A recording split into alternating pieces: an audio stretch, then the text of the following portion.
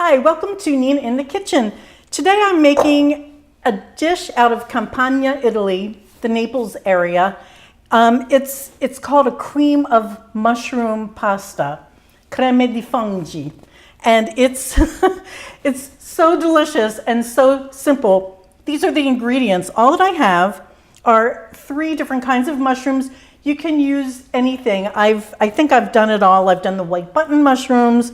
These are little cremini, which are baby portobellos. Here I have a portobello. And I also have some shiitake. To finish the dish, we're going to use this is a grated Parmigiano Reggiano cheese, and you want to bring out your good cheeses for this. You can use a Pecorino Romano. You can mix the 2, but you really want a good quality cheese for this dish because there are so few ingredients. I'm going to finish the dish with a little bit of parsley.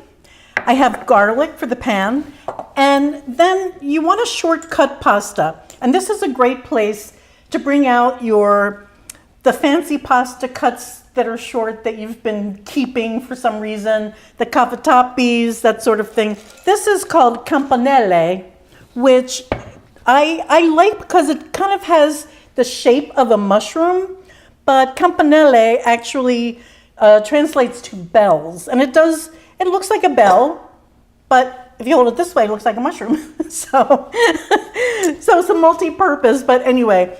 Another good one for this cut is like a penne or a ditalini, because little bits of mushroom can get stuck in these canals. So think about that when you're shopping. I'm going to take this portobello. I just want to show you how I prep it. I take the stem out. It's optional whether you use this or not. What I'm going to do is remove these gills. And the reason that I do that on portobello is because you may have a little bit of sand caught in there. But the other thing is that this will stain your food so that the whole dish looks this dark brown color. And now to prep the shiitake. These shiitake stems are very woody, is the term people use for them. They are edible in that they won't hurt you at all, but they're not a very yummy thing to eat because they are very stringy, as you can see. You see, they're very stringy, and it's hard to chew this and digest it, but they are edible and they hold a lot of flavor. So what I do is I cut them off at the base, take the very end off that's brown. These will go into a pot of boiling water, and just enough water to cover the stems. You can put them in the microwave, you can boil them on your stovetop, but what you want to do is just kind of break this down, and we'll use it at the end of the dish. So I'm going to prep all of these mushrooms, and I'll see you when I get back. Okay, we're ready to roll. I have sliced all of these mushrooms. What I'm going to do, I've decided, I only have very few stems. I just barely covered it with water. So it's really not worth putting this into a pan and cooking it on the stovetop.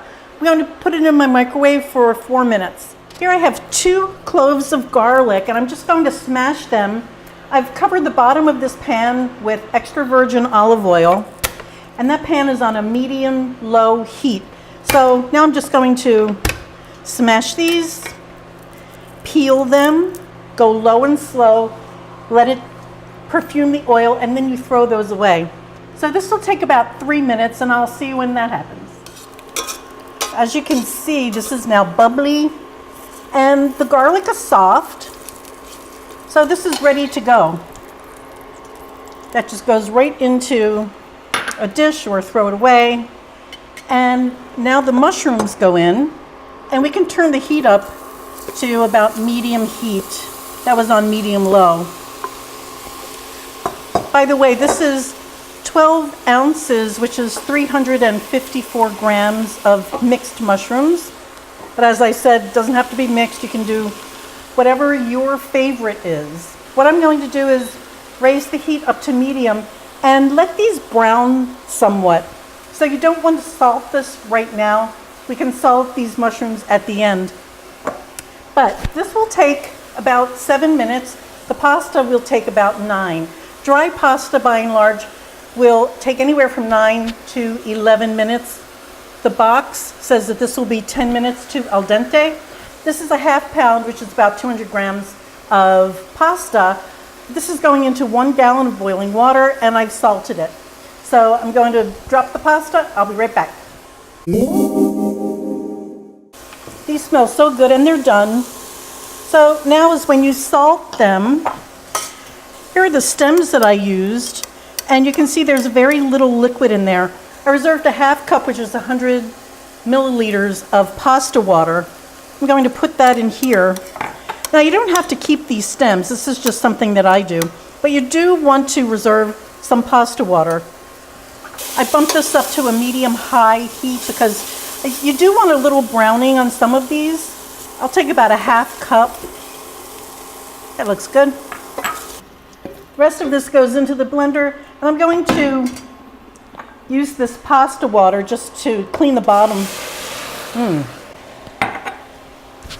Just to clean the bottom of that pan, get all those good little bits up. And then this also goes into the blender, along with 3 big pinches of Parmesan cheese. I think I'm going to want a little more pasta water, and that bell is telling me my pasta is ready. I've drained the pasta, put it back into the pan that I cooked it in. Now I'm going to add these mushroom stems and just zip this up. I've also reserved some extra water just in case we need it. And here we go. Yeah, see, okay, so we do need some extra water.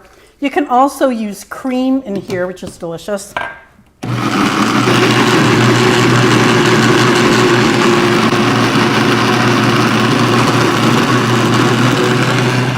This is the sauce, and as you can see, it's very thick, kind of bloppy, if you will. I ended up with 1 cup of pasta water to thin it out. You see, you want it just like that. Now, this does have cheese in it, and you can taste the sauce and see what you want to do. But there is cheese in here already. I like to serve this along with cheese. You can add cream to this sauce if you like, but it's really not necessary. But what I do is I serve it with some grated cheese, and everyone gets a little bit of shiitake. I just love shiitake.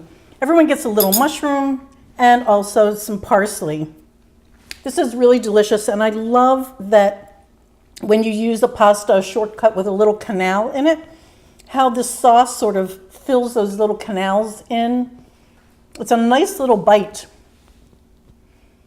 I really hope you tried this dish. It's delicious. It's a great vegetarian option, and I don't think you'll be disappointed.